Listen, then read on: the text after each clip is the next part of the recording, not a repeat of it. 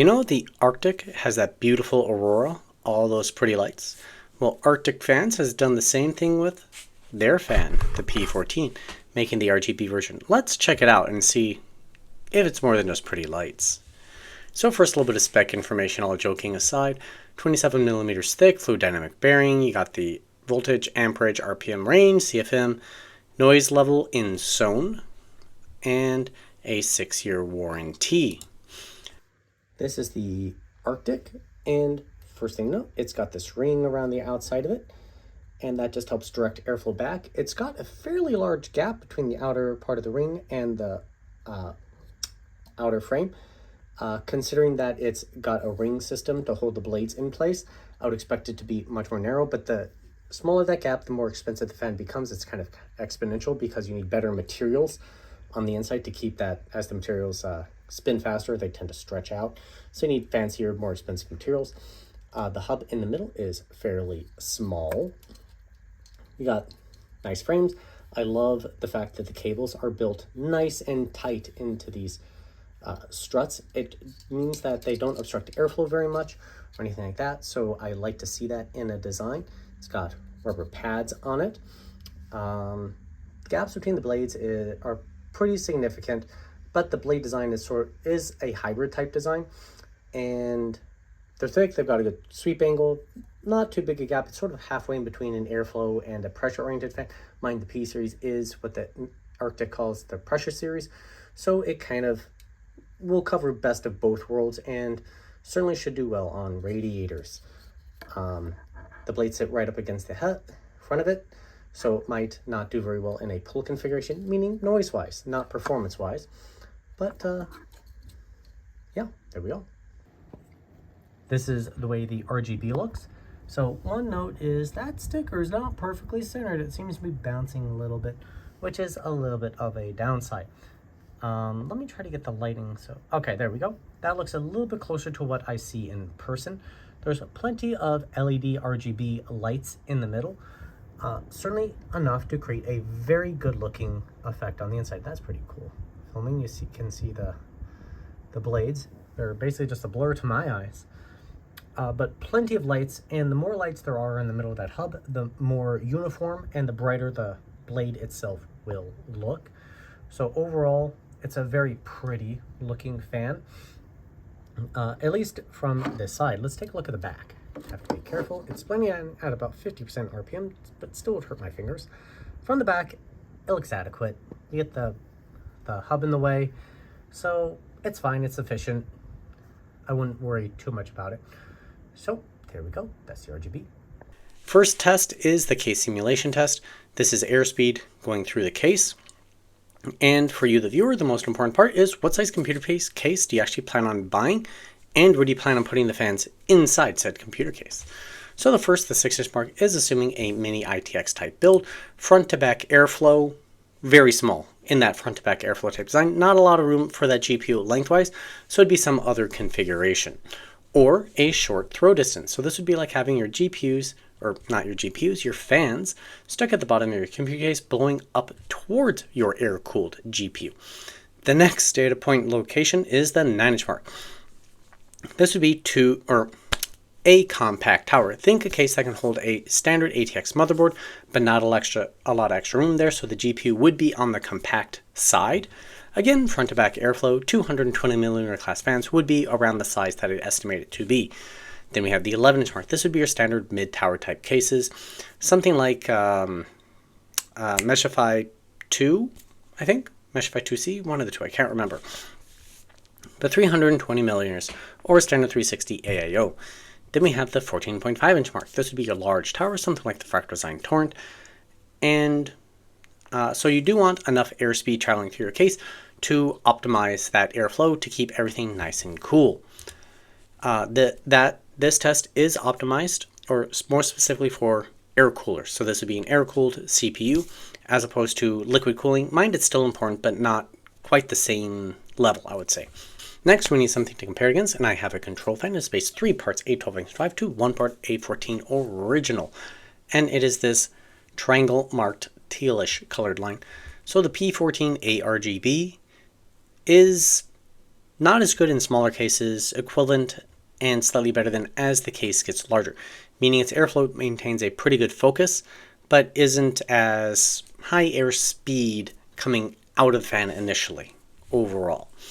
When we take a look at things at 100% PW fan signaling, well, the P14 does a little bit better, relatively speaking. Mind, it is a little bit noisier, but it is moving a little bit more air, particularly at the 11 and 14.5 inch mark. So, once again, looking at bigger cases, it is quite an effective fan. Comparing it to other fans I have tested that are well ranked overall, I did not list any rankings on it, but most of these fans are on the better side. The Kaze Flex would be the weakest fan in the group of this sub-sample selection. So the P14 has a very flat line, which is an indicator of how optimized this blade geometry is at creating a focused airflow. But once again, it's sort of in the middle of the pack at the 11 inch mark, and by the 14.5 inch mark, it is one of the better fans, but it isn't a top ranked fan overall. But the line, once again, is remarkably flat at this noise normalized 11 decibel mark. And taking a look at it in bar graph form, as a denote before I forget, any fans, so you see this and, or I've been playing around doing a bracket system on it, are fans that I've tested in my new house. So I've done my best to normalize the room environment, but the wall geometry is different, the carpet's different, it's a new house, new room, so the sound noise effects are a little bit different. It isn't quite exactly the same, so I have applied a small correction factor to it to bring my error between the original testing and the new testing to around 1 decibel as my level of confidence at this time. As I test more fans, it'll fill in, and I've just denoted all the new ones with either an and or a bracket system. So that's just new bracket, close bracket, open bracket, close bracket type thing, just to be like, hey, these are in a new environment, so take everything between the new and the old data with a little bit of a grain of salt. So at the noise normalized values, it's a little bit on the low side with how it ranks across 6, 9, 11, and 14.5 inches, all averaged together. Taking a look at things at a new noise normalized value at 18 decibels, it's just a little bit higher, a little bit. So I would consider 11 decibels basically near silent, like you'd just hear a small. While 18 decibels, you would be more hearing a little bit more of an auditory air sound, but it still wouldn't be unpleasant. So that's why I chose that sort of noise level. So there it is, the G14. It is still underranked against most of these other fans at that sort of mid noise level. And this is how it ranks in a bar graph form. And now cranking things up to 100% PW fan signaling. It just isn't a top performer. It does fairly well. It's not really that bad, especially in larger cases. But it's a bit too much off the beaten path at the 6 and the 9 inch mark to be a top ranked fan, where we would look at it as a broad spectrum. But depending on your type of application, it certainly would be an overall good pick. And viewer suggestion for new graphs, so normalizing versus RPM, so this is at 800 RPM. And on here, we'll have the decibel reading and the airspeed that the fan achieved. Fans are averaged off of, I believe, the 6 inch mark, as opposed to the 11 inch mark. So the P14, it's among the better fans, so these would be top ranked fans, but it isn't quite a top ranked fan at this given RPM. Lifting things up to 1500 RPM, it moves up the stack a little bit, so it's right in line with the P14 Max, which makes actually quite a lot of sense to me, because the blade designs between the two is more similar than that of the original P14, but the original P14 is not that much farther ahead of it. So I guess it kind of justifies itself, is that it makes a lot of sense, because all the P14s are lined up with each other, and they all have very similar blade designs, so that makes sense. going for airspeed versus decibel rating at the 9-inch mark, just to create a nice graph. This sort of reading could be taken at any of the distances. However, I do need airspeeds over 0.5 meters per second, so the 9-inch mark was chosen for this type of application. So among the best of the best, the P14 A-RGB is kind of on the worst side. Doesn't mean it's a bad fan, it just means that there are other fans that are significantly more effective than it. As a denote on this, I believe other than the loop, it is the only other RGB fan on here, but the loop does significantly better. Taking a look at the same thing, but this time instead of decibels, we're looking at it in zone. Zone is just a different way of taking a look at noise. I have a whole piece on zone on my channel. Basically, the end of the result is that quieter noises get more compacted, condensed on the left side, while as noises get louder, it spreads them out going off to the right. So the P14 A-RGB isn't particularly bad. It's just a little bit less performant for a given noise level than some of the other fans on this graph.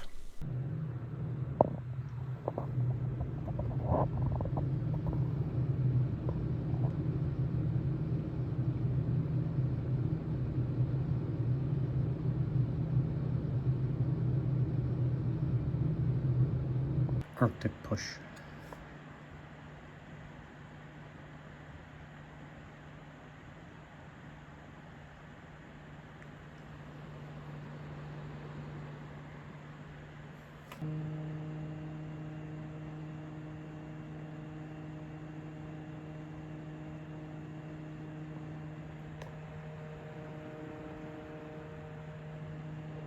Next, we're looking at performance from a CPU air cooler, the Noctua U12A, and it is functionally equivalent to the airspeed traveling through the Black Ice Nemesis 140 GTX radiator for liquid cooling.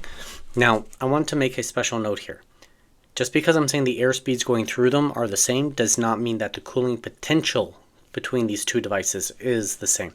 I just don't have a dedicated system for thermal testing yet. It is something I'd like to add to my channel, but I just can't afford it for this channel right now.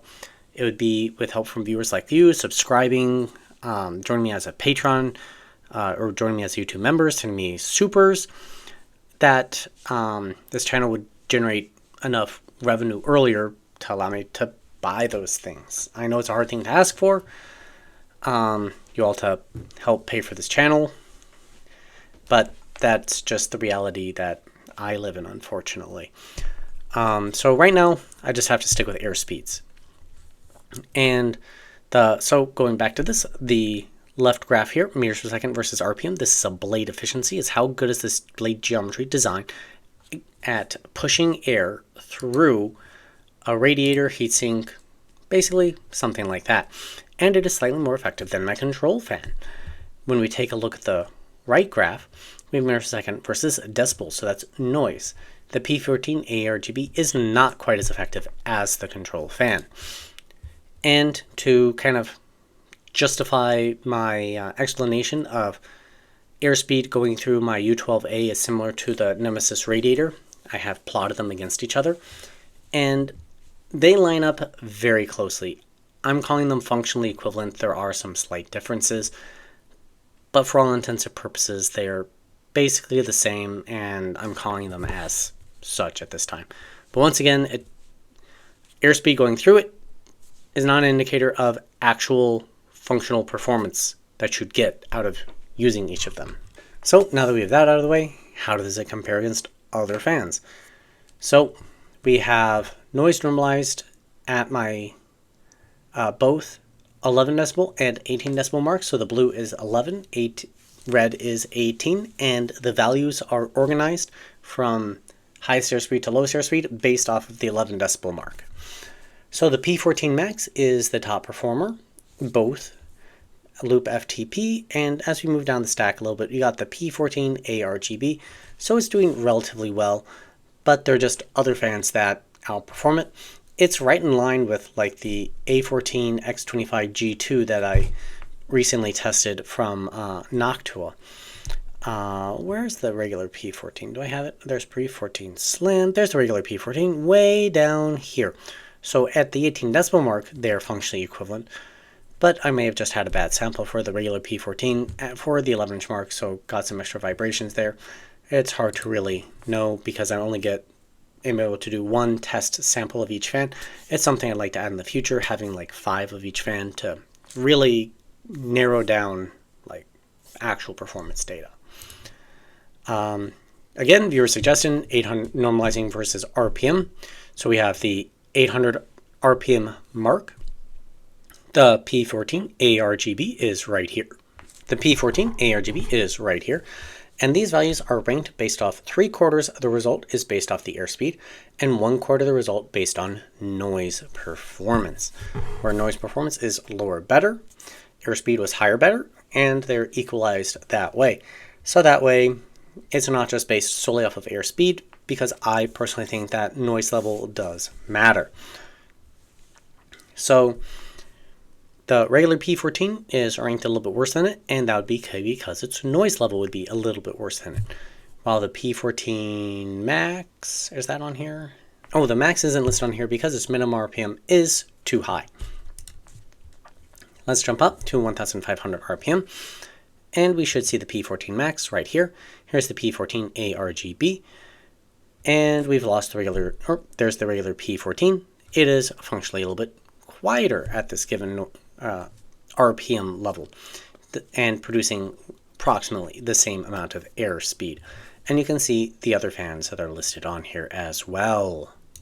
So now cranking things up to 100% PWM fan signaling, the P14 A-RGB is in a very good spot. It's in the middle of the pack, and it's pretty effective given its RPM. It's competing a little bit over its weight class, not a significant amount. There are other fans that have similar RPMs that perform in a similar level, but overall it's competing very well amongst, well, other fans around it. Mind, it's not a 100% top performer just because it has a limited RPM range. Taking a look at noise versus that air speed going through it, it's in a very good spot. It's sitting right here in this nice group of good fans. There are other fans that are better that I consider the very best, but overall the P14 A-RGB is sitting in an excellent group, I would say. Taking a look at the same thing in Sone, it's just a different way of viewing it. Exact same opinion going on. The last set of graphs, or second to last set of graphs, is CFM. CFM testing is basically a scientific exercise. CFM is just cubic feet per minute. It is a volumetric flow rate, so it's volume of air in versus volume of air out. I personally believe that case airflow, so airflow going into it, needs to be more directional, unless you're looking at basically a pure radiator type system. Or you're building a case where you've got fans in the front and you're building it like a chimney, where the air would just cycle up more naturally. Directed airflow may not matter quite as much, and CFM is a little bit more important. And a 100% radiator system, so custom build, then CFM really is kind of thing, but it's actually performance with the radiators that actually matters the most. So CFM can already be ignored, but that's just my opinion. Any channel that is saying high CFM good for case airflow doesn't understand fan airflow. I actually have a background in computational fluid dynamics, so I guess take that for what you will. I am knowledgeable on this topic, which is why I'm reviewing fans. So we got the control fan, and we got the P14 A-RGB. In this blade efficiency, it is a little bit underperforming. When we take a look at the right graph, it is right in line with my control fan in terms of that noise performance efficiency. How about comparing against other fans? Well, the red line is that 18 decibel mark, while the blue line is the 11, and again normalized against the 11. It's doing fairly well. It's not a top performer, it's not a bottom performer, it's sitting right there in the middle, and that's not a bad place to be. It is what you probably need for most computer fans. Taking a look at things at 100% PWM fan signaling, again, RPM tends to matter more CFM, but it's overall not a bad position. It's sitting right in line with other fans that you expect it to be around, all spinning close to but not quite 2000 RPM, with a couple exceptions in here. And the noise levels are good listed at the back. and it's not particularly noisy for that given both performance level and RPM level when we take a look at the broader selection around this fan. There are a couple outliers like the Pure Wings 3 that is a little bit quieter, but overall it's not a bad selection, not a bad place for it to be. So same sort of thing, decibels versus CFM, and the P14 A-RGB is kind of shifted a little bit closer to the bottom here, but it's still ranked relatively well. I think you'd be overall happy with it if you decide to go with it in terms of its performance for a given noise level, especially comparing it to other fans around it, but it's just not that top-end performer or really in this tighter grouping of better fans. Now onto value proposition. This isn't performance. This is performance per dollar. So a terrible fan, if it was cheap enough, would rank well in this test.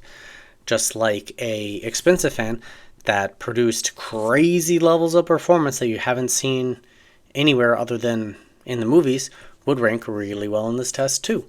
So you do need to take everything with a grain of salt and compare it against the early graphs to really pick out which fan would be the best for your particular use case. This dataset also ignores things like RGB, it ignores build quality, it ignores brand reputation for longevity, so it ignores all of those other aspects of a fan. It is just performance per dollar, so it is up to you to decide, well, where you want to spend your money, how much to spend it on, and things like that. These things I can't decide for you. So with regard to its performance level, the P14 A-RGB ranks fairly well.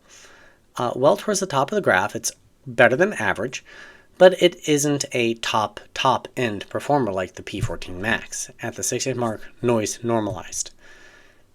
The 11-inch mark, once again, still towards the top, not quite as high, but still in a very good position overall. There are fans better than it, and there are fans worse than it. Taking a look at how it does with CFM, well towards the top, well above the average, I would say. So it's, again, a good pick, just not an excellent pick at both noise normalized and at 100% PW fan signaling. Going through the CPU air cooler and radiators, again, it's a top pick, but not quite the tippy top. It's not the best. And there's nothing wrong with that. So if you're already using this fan in your cooler, there's not a lot of reason to upgrade unless you're unhappy with the performance level that you're achieving. I see it as a just fine and dandy fan, personally, while doing this testing and looking at these graphs. At the end of every video, I like to show off my raw data. This data does belong to me.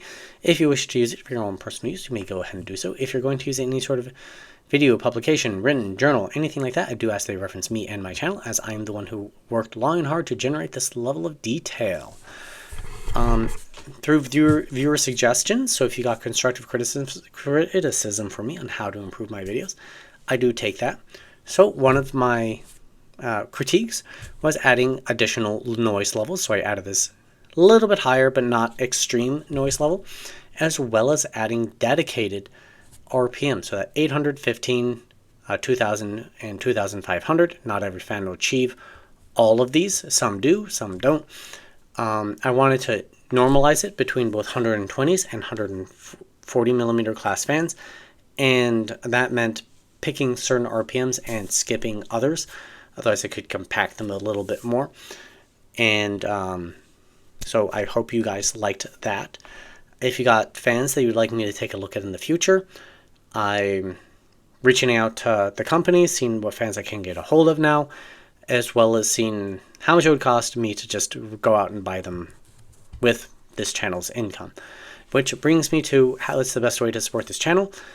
Well, I know that not everybody can afford to send money to some random stranger on the internet, and but subscribing really does go a long way. Hitting that like button if you feel comfortable with it, I truly appreciate it. The patrons that I do have and the YouTube members that I do have, you guys rock. It's awesome, and it's going a long way in helping support this channel and sort of building up that fund to be able to purchase a test system. Actually, I need like 3. One very inexpensive, 2 a little bit more expensive, high powered at least, for thermals.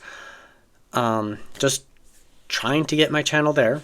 So if you like what I'm doing, please do that. Spread word about it. I really appreciate it. Other than that, thank you very much for making this far in the video. You guys rock. I hope you have a great day, and I'll see you next time here on Computer Tech and More.